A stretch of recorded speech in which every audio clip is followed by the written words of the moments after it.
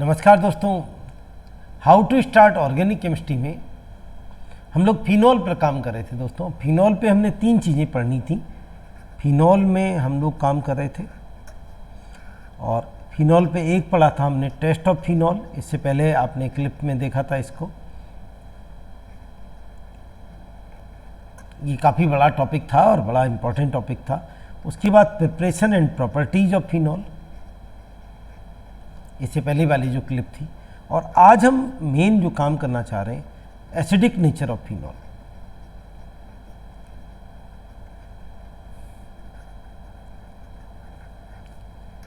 Phenol की acidic nature पे काम करना चाहिए। दोस्तों एक क्वेश्चन अराइज होता है अपने आप में कि फिनॉल, लोग इसे कार्बोलिक एसिड भी कहते हैं, कार्बोलिक। आखिर इसके नाम के पीछे एसिड क्यों है? ये फिनॉल है। आप जानते हैं कि एसिडिक नेचर के से भी डिपेंड करती है, के एसिडिटी कांस्टेंट। और के से हम पीके निकालते हैं। आप जानते हैं पीके होता है -log K। तो ये कॉमन सी बात है। आप जानते हैं एसिडिक नेचर जितना के ज़्यादा होता है उतनी एसिडिक नेचर ज़्यादा। तो पीके क्योंकि माइनस लगा हुआ था, -log K थी, तो पीके जितना कम उतनी एसिडिक नेचर ज़्यादा। ये बात आपको याद होगी, नहीं याद तो आज याद रखिए। स्मॉलर द वैल्यू ऑफ पीके,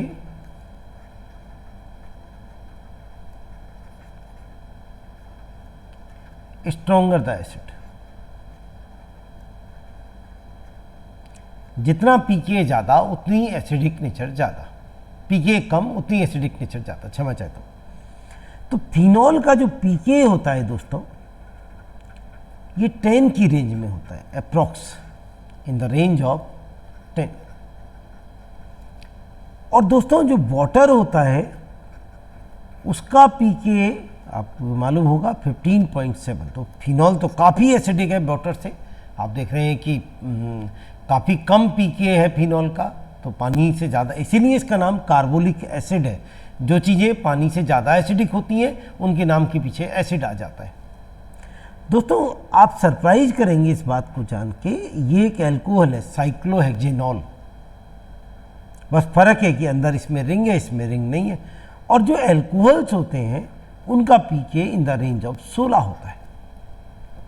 मतलब एल्कोहल से ज़्यादा एसिडिक होता है वाटर, और वाटर से कहीं ज़्यादा एसिडिक है फिनॉल। तो एक समस्या तो पैदा हो जाती है कि आखिर ऐसा क्या है, इस रिंग की वजह से ऐसा क्या डेवलप हो गया, why PK is too small, इतना स्मॉल कैसे हो गया। तो एक क्वेश्चन कई बार स्कूल में पूछ लेते हैं लोग, why phenol is an acid, क्यों एक एसिड है वो भाई, ऐसी उसमें क्या खास बात है। और एक और क्वेश्चन बन जाता है उसमें कि आपसे कोई कहे कि भाई arrange the following in increasing order of acidic nature, और आपको 4-5 कंपाउंड दे दिए और उन्होंने पूछा कि इनको कैसे अरेंज करेंगे। तो इन सारी बातों पे आज काम करेंगे। हम स्टार्ट करते हैं आपके साथ में। You will be surprise to know that एक क्वेश्चन से स्टार्ट करते हैं। और ये क्वेश्चन है हमारे पास में। उसने कहा द करेक्ट ऑर्डर ऑफ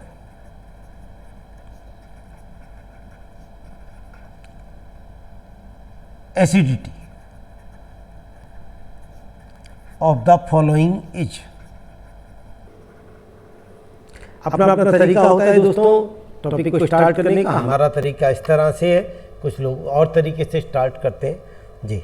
आपको 4 इन्होंने कंपाउंड दे दिए हैं और उनका करेक्ट ऑर्डर पूछ लिया है। पहला कंपाउंड आपको फिनॉल दिया है, दूसरा कंपाउंड आपको फिनॉल पर उन्होंने पैरा पोजीशन पे क्लोरीन लगाता है, पैरा क्लोरोफिनॉल। तीसरा कंपाउंड उन्होंने दिया है दिस वन, और चौथा कंपाउंड दिया है उन्होंने दिस वन। अब आपसे पूछा है कि इनको एसिडिक नेचर में वो कीजिए। 4 ऑप्शन भी दे रखे हैं, ऑप्शंस पे बाद में बात करेंगे। दोस्तों अब हमें इन्हें अरेंज करना है। तो मैंने देखा है कि कुछ स्टूडेंट्स ऐसे होते हैं जो डायरेक्टली ग्रुप पे अड़ जाते हैं। ये कैसा ग्रुप है, ये कैसा ग्रुप है, नहीं। सबसे पहले आपको क्या देखना था,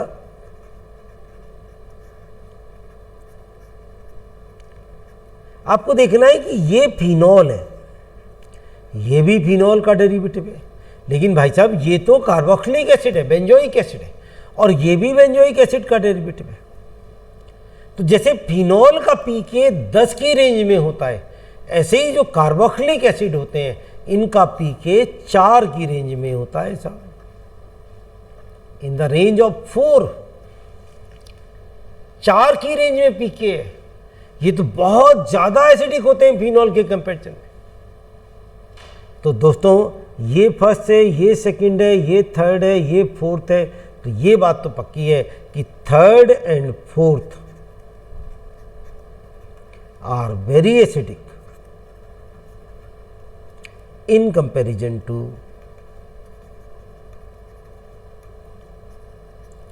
फर्स्ट एंड सेकंड। तो बिना सॉल्व करे पहले नंबर पे, भाई आपसे कोई कहने लगे साहब 2 चूहे हैं, एक मोटा चूहा है, एक पतला चूहा है, और 2 हमारे पास में क्या है, लेट रैबिट है, एक पतला रैबिट है, एक मोटा रैबिट है।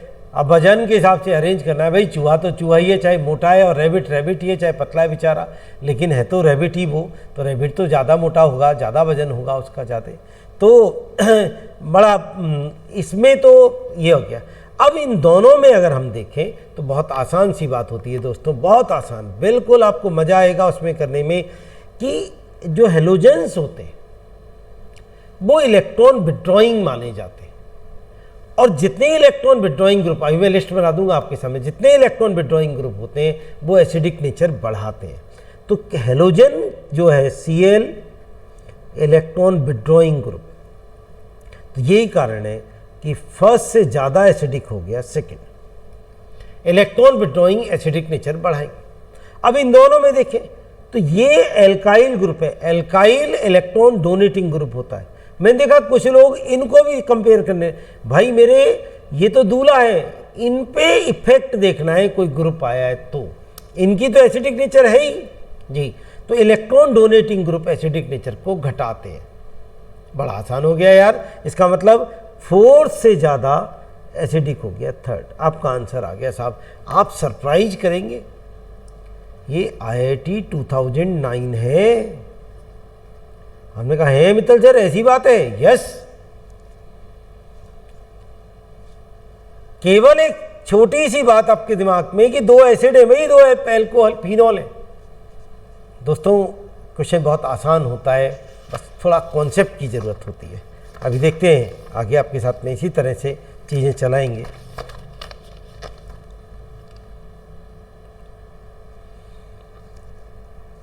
एक और क्वेश्चन देखिए आपके उसमें,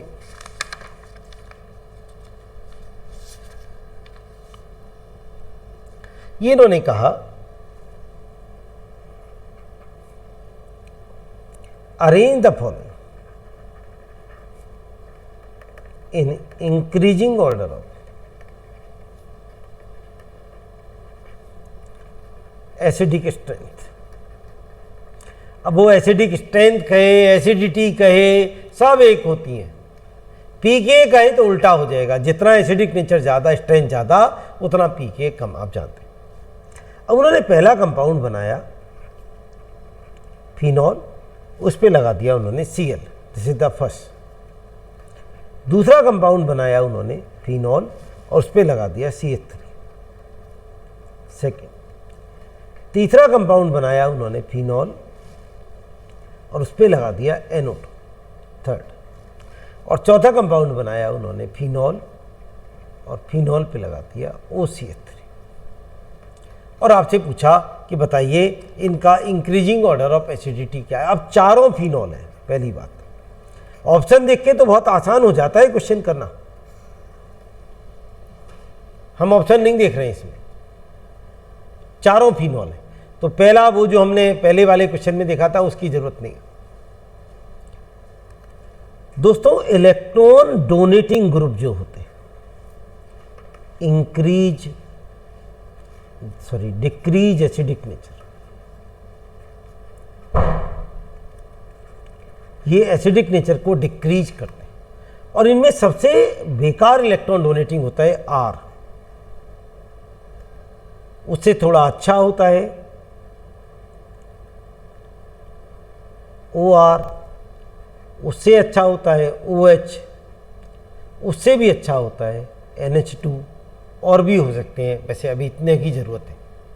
आपने कहा बस इतने से काम हो जाएगा, 99% तो हो जाएगा साहब, कोई और क्वेश्चन आएगा तो देखेंगे। और जो इलेक्ट्रॉन विड्रॉइंग ग्रुप होते हैं वो इंक्रीज एसिडिक नेचर,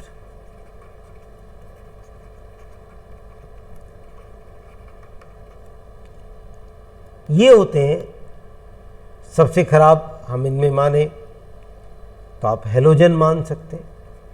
हेलोजन से बढ़िया होते हैं electron, yes OH electron donating group है। यहाँ पे हम M इफेक्ट देख रहे होते हैं, मीजोमेरिक इफेक्ट से ही काम करते हैं। हेलोजन से थोड़े बढ़िया मान सकते हैं हम साइनाइड मान लीजिए, उससे बहुत बढ़िया मान सकते हैं हम कौन, बहुत बढ़िया इलेक्ट्रॉन विड्रॉइंग ग्रुप होता है NO2। और ज़्यादा की ज़रूरत नहीं पड़ेगी तो देखेंगे। तो फिर तो बहुत आसान हो गया। ये तो इलेक्ट्रॉन विड्रॉइंग ग्रुप है, ये इलेक्ट्रॉन डोनेटिंग ग्रुप है, ये भी इलेक्ट्रॉन विड्रॉइंग ग्रुप है, ये इलेक्ट्रॉन डोनेटिंग ग्रुप है। ये सबसे ज़्यादा यूज किया जाता है इलेक्ट्रॉन डोनेटिंग बोसियत। अब 2 इलेक्ट्रॉन डोनेटिंग है, इनमें ये सबसे वीक है R, तो इसका मतलब, और ये सबसे स्ट्रॉन्ग है, तो जो स्ट्रॉन्ग इलेक्ट्रॉन डोनेटिंग होगा वो ज़्यादा डिक्रीज करेगा। तो सब आंसर जो आया उसमें सबसे कम एसिडिक आ गया 4, क्योंकि स्ट्रॉन्गर इलेक्ट्रॉन डोनेटिंग ग्रुप लगाए। आपने कहा आपने इस OH का नहीं देखा, भाई मेरे दूल्हा ही है, इसकी तो शादी है बेचारे की, इस पे इनका इफेक्ट देख रहे हैं। किस पे किसका इफेक्ट देखते हैं भाई? एसिडिक नेचर देख रहे हो ना फिनॉल की, तो एसिडिक तो इसी की देखी जाएगी, इसकी थोड़ी देखी जाएगी एसिडिक नेचर। अच्छा ओके, 4 से ज़्यादा एसिडिक आ गया, आप खुद भी सोच सकते हैं, यस सेकंड आ गया, उससे ज़्यादा एसिडिक आ गया फर्स्ट, और उससे ज़्यादा आ गया थर्ड, क्योंकि इनमें लगे हुए थे इलेक्ट्रॉन विड्रॉइंग ग्रुप और इनमें लगे हुए थे इलेक्ट्रॉन डोनेटिंग ग्रुप। बहुत सारे क्वेश्चंस आपके खट खट खट खट सॉल्व होते चले जाएंगे साहब, बहुत सारे क्वेश्चन।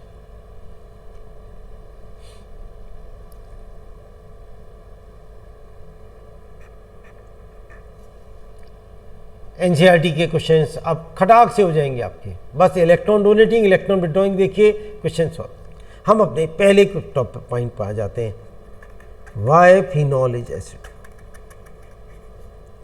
फिनॉल एक एसिड क्यों है? बिल्कुल जीरो पे, पहले हमने जीरो पे लेकिन ये पढ़ाया, मैंने कहा ना अपने अपने हर टीचर का अपना अलग अंदाज होता है कि वो कहाँ से एंटर मारता है। फिनॉल एक एसिड क्यों? इसमें दोस्तों आपको 2 आंसर लिखने पड़ेंगे, 2 पार्ट लिखना पड़ेगा। पहला, रेजोनेंस स्ट्रक्चर बनाने पड़ेंगे, फिनॉल के रेजोनेटिंग स्ट्रक्चर बनाएंगे, फिनॉल के, फिनॉक्साइड आयन की नहीं। तो आप जानते हैं, मैं पहले भी सिखा चुका हूं आपको,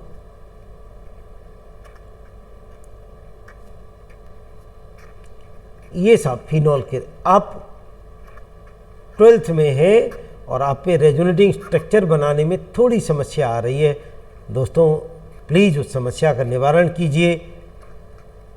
रेजोनेटिंग स्ट्रक्चर बनाने में समस्या नहीं आनी चाहिए थी आपको, बहुत आसान। ये हमने यहाँ से किया, नेगेटिव आया, यहाँ पॉजिटिव आया, इससे डबल बॉन्ड बना के प्लस लगा दिया। अब ये प्लस ऐसा चलेगा, अब ये बॉन्ड सीधा यू मूव करेगा। एक बार अगर रेजोनेंस यू मूव कर गया तो ये बॉन्ड यू मूव करेगा, डबल बॉन्ड यहाँ आ जाएगा। अब देखिए ये यू मूव करा, डबल बॉन्ड यहाँ आ गया, वो बहुत आसान होता है।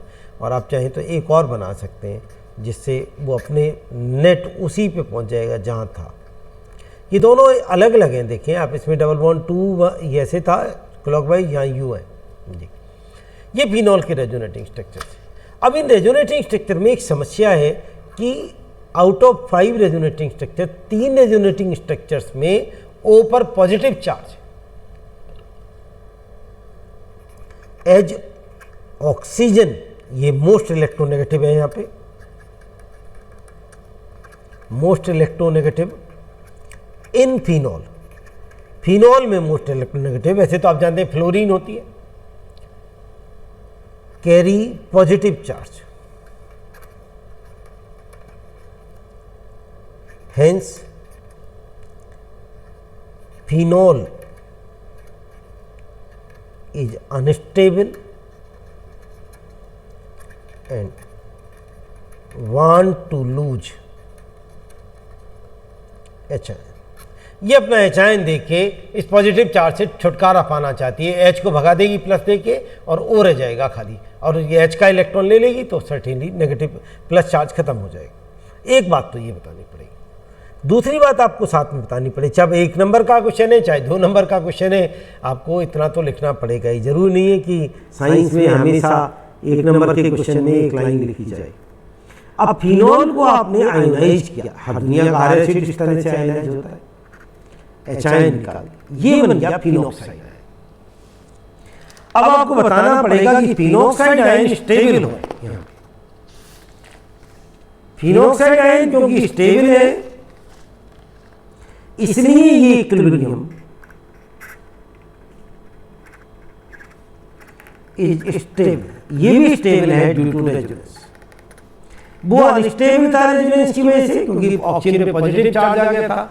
ये स्टेबल है due to resonance, hence equilibrium occur towards right. जो इक्विलिब्रियम है वो राइट की तरफ आ गया, इसीलिए फिनॉल ने H ion दे दिया और K इसका 10 to the power -10 मतलब pK = 10 की रेंज में आ गया। अब फिनॉक्साइड आयन की भी आप रेजोनेटिंग स्ट्रक्चर आपको आने चाहिए, वही सिस्टम बिल्कुल आसान। आप एरो ना बनाना चाहें तो कोई बात नहीं, बहुत आसान होता है। आप बहुत तेज स्पीड से बनाएंगे, एक बार जब आपका हाथ सेट हो जाएगा और आपको मजा भी आएगा।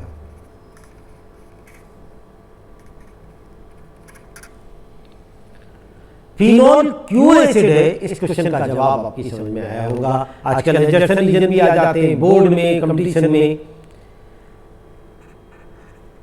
अब इलेक्ट्रॉन डोनेटिंग ग्रुप जो थे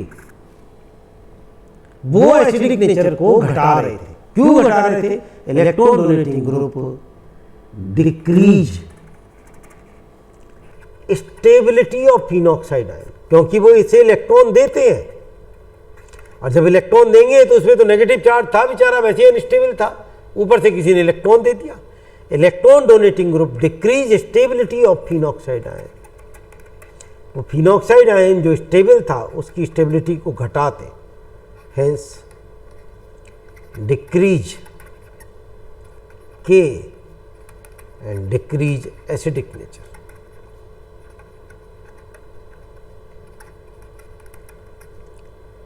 और इलेक्ट्रॉन विड्रॉइंग ग्रुप जो होते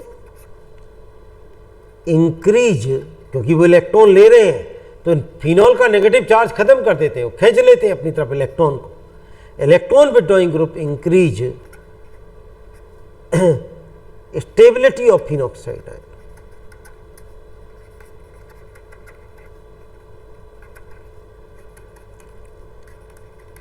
hence increase K and acidic nature. ये रही बात, जनरल बात कि क्यों फिनॉल एसिडिक था और इलेक्ट्रॉन डोनेटिंग ग्रुप क्या करते हैं और इलेक्ट्रॉन विड्रॉइंग ग्रुप क्या करते हैं। दोस्तों 2 पॉइंट पढ़े हमने, पॉइंट नंबर 3 पढ़े।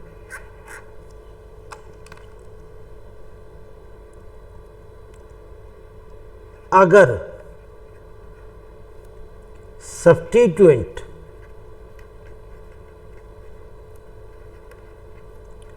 ऑर्थो या पैरा पर लगा हो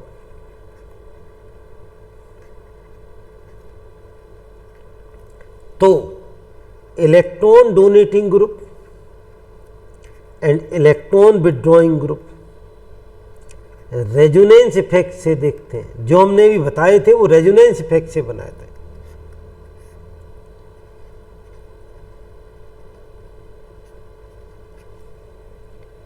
लेकिन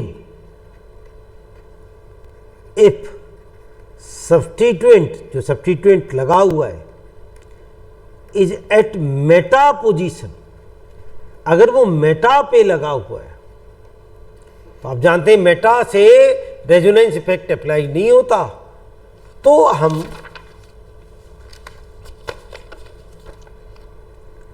from Meta position substituent Meta position resonance is not applied, resonance या मीजोमेरिक इफेक्ट जिसे कहते हैं,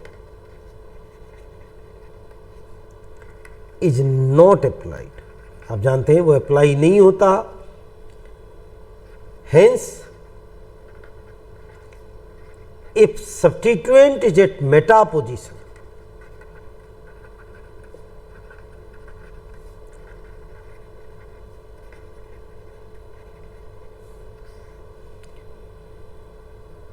electron withdrawing group and electron donating group are decided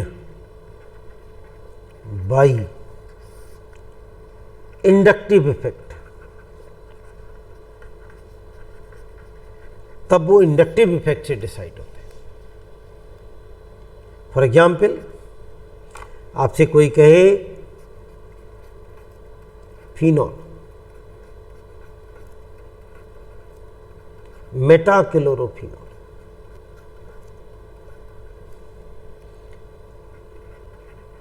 मेटामीथॉक्सीफिनॉल और मेटानाइट्रोफिनॉल, आपसे कोई कहे कि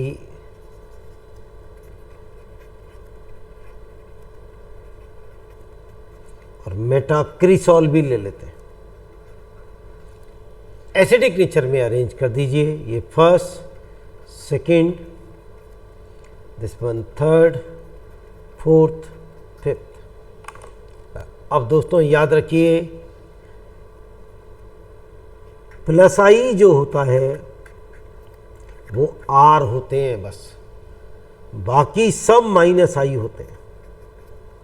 halogens, NO2, OH, OH electron donating था जब वो रेजोनेंस था, यहाँ माइनस आई है, इलेक्ट्रॉन विड्रॉइंग है, OR, इसीलिए लोगों को खतरा होता है।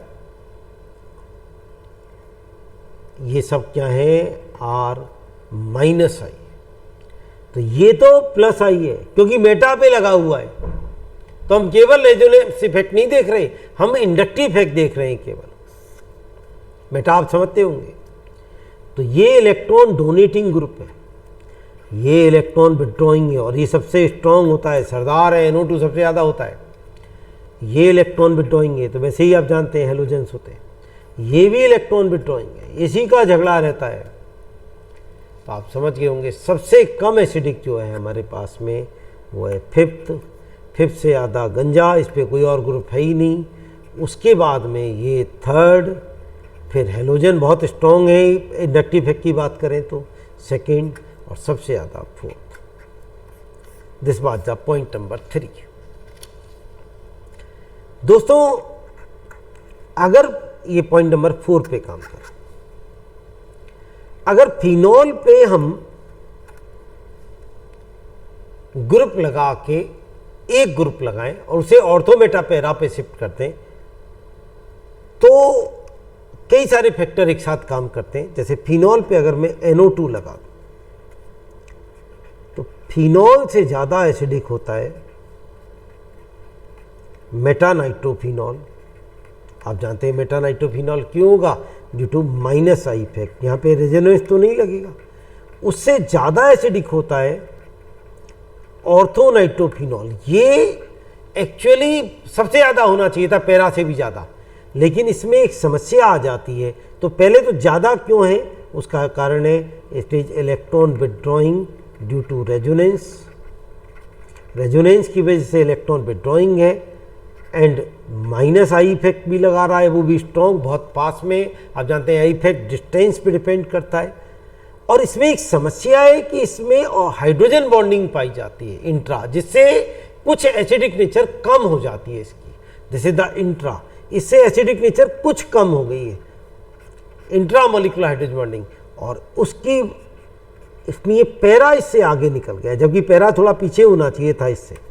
पैरा में भी यही सब बातें हैं, electron withdrawing group due to resonance minus I effect है, लेकिन पैरा को कि दूर है फिनॉल से, तो रेजोनेंस इफेक्ट तो बराबर लगता है, चाहे ऑर्थो से लगाएं चाहे पैरा से लगाएं, लेकिन इंडक्टिव इफेक्ट थोड़ा कम हो गया। तो ये कम एसिडिक होना चाहिए था इससे, लेकिन ऑर्थो नाइट्रोफिनॉल में जो इंट्रामोलिकुलर हाइड्रोजन बॉन्डिंग पाई जाती है, इससे पहली क्लास में बताया था, तो उसमें तो आपको इस तरह से याद कर लेना चाहिए, इसको याद होना चाहिए कि फिनॉल, फिर मेटा, फिर ऑर्थो, फिर पैरा। ऐसे ही हम अगर मैं हेलोजन ही लगा दूं फिनॉल पे, तो फिनॉल से ज़्यादा एसिडिक आएगा पैरा, क्योंकि हेलोजन के केस में इंडक्टिव इफेक्ट ही मेन इफेक्ट माना जाता है जब हम हेलोजन पे। फिर मेटा जितना पास में आता चला जाएगा उतनी एसिडिक नेचर बढ़ाता चला जाएगा। ये था पॉइंट नंबर 4। एक आध चीज़ इसमें कोई रह गई हो तो आप अपने आप में चैट बॉक्स में डाल दीजिए, मुझे फ़ोन कर दीजिए, अगली क्लास में ले लूँगा मैं उसमें, वैसे तो ज़रूरत नहीं पड़ेगी। मेन डिपेंड है आप नंबर ऑफ़ क्वेश्चंस अटेम्प्ट करें, जितने आप ज़्यादा क्वेश्चन अटेम्प्ट करेंगे उतना ही आपका ये सॉलिडिफाई होता चला जाएगा। जितनी आप हवा में बातें करेंगे उतना मुश्किल। साथ ही साथ नोट्स बनाइए, इस छोटे से प्रयास को बड़ा कीजिए, गुरु महाराज हमारी मदद करें, हम जिस भाव से बना रहे हैं उस भाव तक आप तक पहुँचे। और दूसरे नंबर पे आप साथ में नोट्स बनाएं और हमारे एक छोटे प्रयास को बड़ा प्रयास बना दें। देखते हैं दोस्तों, एक और पॉइंट हम इस पे लगाएं। क्या होता है दोस्तों कि जब हम बेंजोइक एसिड को देख रहे होते हैं, ये तो बेंजोइक एसिड पे सब कुछ फिनॉल की तरह चलता है, यहां भी उसी तरह से होता है एसिडिक नेचर, फिनॉल की तरह। Electron withdrawing group increase acidic nature,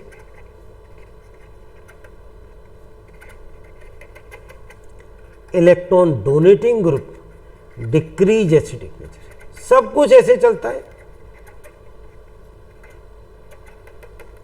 but इस पे एक और इफेक्ट लागू होता है। बेंजोइक एसिड है, फिनॉल पे नहीं, but ortho effect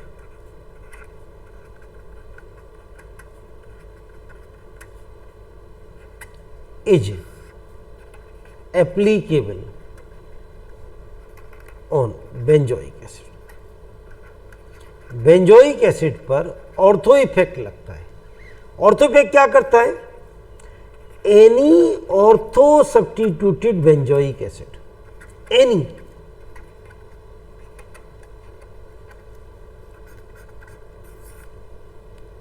benzoic acid किस ऑर्थो पे कोई भी सब्स्टिट्यूएंट आ जाए is more acidic then benzoic acid. मतलब अगर आपसे कोई पूछे विच इज मोस्ट एसिडिक, और आपको 4 ऑप्शन बना के दे दे, पहला benzoic acid, para nitro benzoic acid, paramethoxy benzoic acid और पैराटोलुइक एसिड, ये बना के दे दे। तो ये तो पैरा पे लगा हुआ है, यहां पे ऑर्थो इफेक्ट से कोई मतलब नहीं। जैसे फिनॉल आपने सॉल्व किया था उसी तरह से NO2 सबसे पावरफुल इलेक्ट्रॉन विड्रॉइंग आंसर आ जाएगा। इनको अरेंज करूं तो सबसे कम C, उसके बाद D, फिर A, फिर B। ये इलेक्ट्रॉन डोनेटिंग है, ये इलेक्ट्रॉन डोनेटिंग है, मैं समझता हूं आपसे।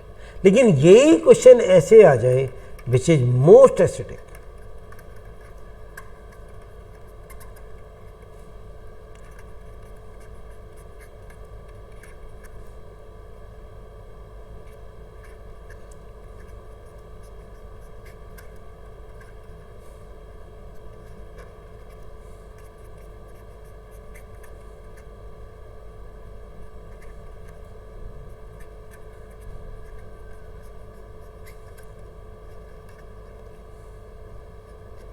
तो CH3 तो इलेक्ट्रॉन डोनेटिंग था, उसे एसिडिक नेचर घटानी चाहिए थी, यस घटाई, लेकिन ऑर्थो वाला हमेशा बेंजोइक एसिड से ज़्यादा होता है। इसमें अगर मैं अरेंज करूं तो सबसे कम इसमें आएगा D, उससे ज़्यादा आया C, फिर आया A, फिर B जो बहुत कम होना चाहिए था, sorry COOH, I am very sorry, मैंने फिनॉल लिख दिया था। D जो सबसे कम, B जो कम एसिडिक होना चाहिए था, ऑर्थो इफेक्ट की वजह से ज़्यादा एसिडिक हो गया। हम एक क्वेश्चन देखते हैं यहाँ पे, आपको अच्छा लगेगा वो क्वेश्चन देख के आपको।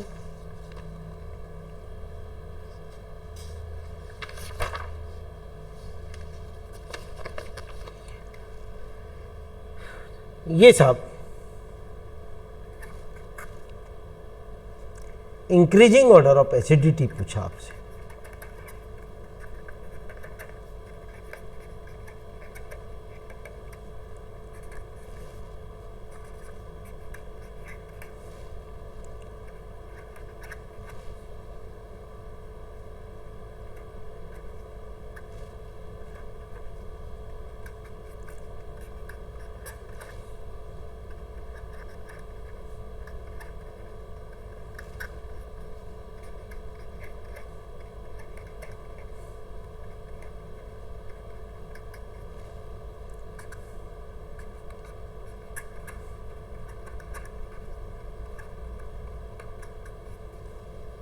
ऑप्शन देखिए तो बहुत आसान है, आप विश्वास करेंगे।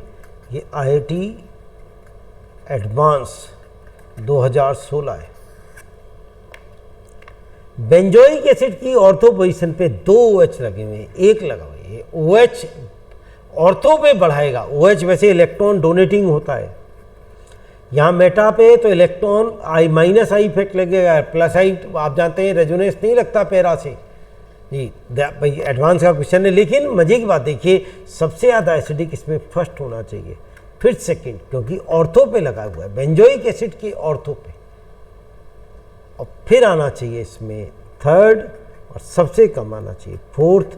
अगर बेंजोइक एसिड भी होता है इसमें तो नो डाउट आप जानते हैं फोर्थ के यहाँ बेंजोइक एसिड आ जाता, ये ऑप्शन आ जाता। और अगर हम देखें तो एक ही ऑप्शन ऐसा है जहाँ पे फर्स्ट और सेकंड सबसे ज़्यादा आ रहे हैं, एक ही ऑप्शन है, दैट इज ए ऑप्शन। तो इतना आसान होता है एसिडिक नेचर पे। और जहाँ तक यहाँ पे एरोमेटिक कंपाउंड की बात कर रहे थे, एलिफेटिक पे फिर कभी कार्बोक्सिलिक एसिड पढ़ाते समय आपको क्लिप बनाएंगे। ये एक आसान सा टॉपिक होता है, एक बार फिर रोक के देखिए क्लिप को, फिर समझिए, डरिए नहीं, डरना मना है, ईश्वर आपको कामयाब करे। थैंक यू वेरी मच दोस्तों, थैंक यू वेरी मच।